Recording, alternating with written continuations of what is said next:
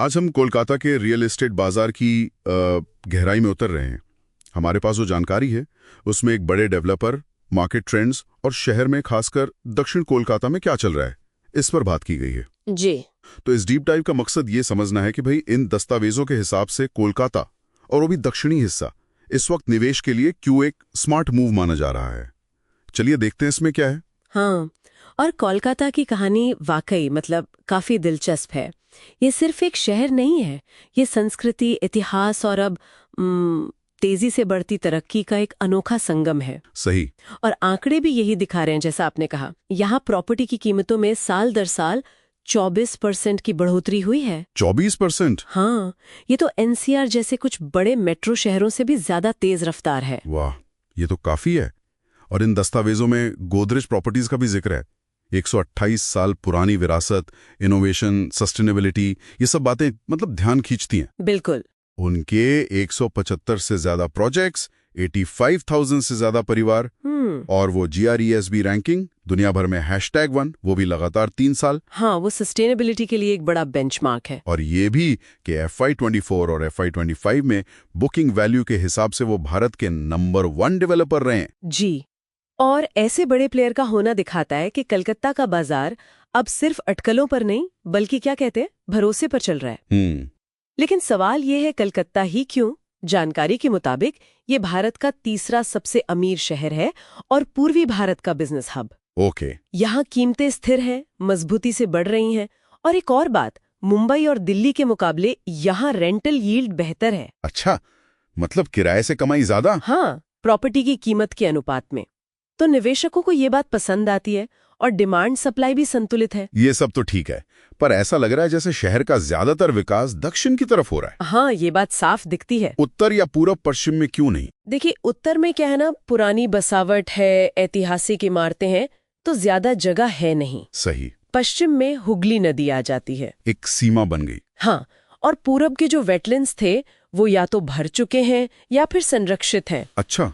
तो शहर का जो स्वाभाविक फैलाव है वो दक्षिण की ओर ही हुआ है, और इसीलिए Diamond Harbour Road DH road एक बड़ा रिहायशी इलाका बन गया है। समझ गया। तो जाहिर है ये फैलाव बिना अच्छे इंफ्रास्ट्रक्चर के तो नहीं हुआ होगा ना? सही कहा आपने। इंफ्रास्ट्रक्चर तो यहाँ गेम चेंजर है, खास तौर पर जोका मेट्रो, पर्पल लाइन। हाँ, मेट्रो का बहुत जिक्र है।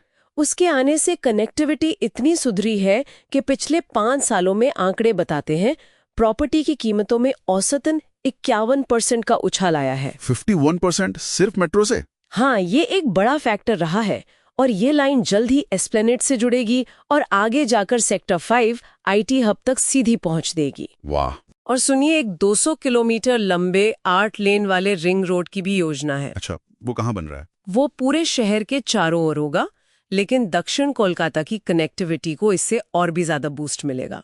तो अगर कोई DH रोड पर निवेश का सोचे तो मुख्य वजह क्या है इन दस्तावेजों के हिसाब से? देखिए, 5 मुख्य बातें निकल कर आती हैं। पहली, दाम अभी भी किफायती हैं और बढ़ने की गुंजाइश है। पिछले 5 साल में करीब 53% बढ़ोतरी हुई है और आगे भी सालाना 12-15% की उम्मीद है। ठीक है। दूसरी, कनेक्टिविटी, NH117 मेट्रो और वो आने वाला रिंग रोड। राइट। तीसरी, सोशल इंफ्रास्ट्रक्चर, अच्छे स्कूल हैं, विवेकानंद मिशन, DPS जोका जैसे अस्पताल हैं, भारत सेवाश्रम, ESI, IM जोका वहीं है, और एक्रोपोलिस साउथ मॉल भी आ रहा है। काफी कुछ है जी।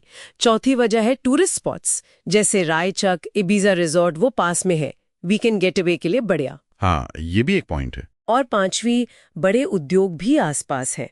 और देखिए, गोदरेज SE7 जैसे प्रोजेक्ट्स जहां 2000+ घर बिक गए, वो खुद इस इलाके की क्षमता दिखाते हैं। बिल्कुल। दस्तावेज गोदरेज ज़ेन एस्टेट जैसे नए प्रोजेक्ट्स का भी जिक्र करते हैं और बताते हैं कि स्कूल, अस्पताल, मेट्रो स्टेशन सब पास में हैं। तो कुल मिला के निचोड़ यह है कि कोलकाता, खासकर दक्षिण कोलकाता, एक बड़े बदलाव के दौर में है।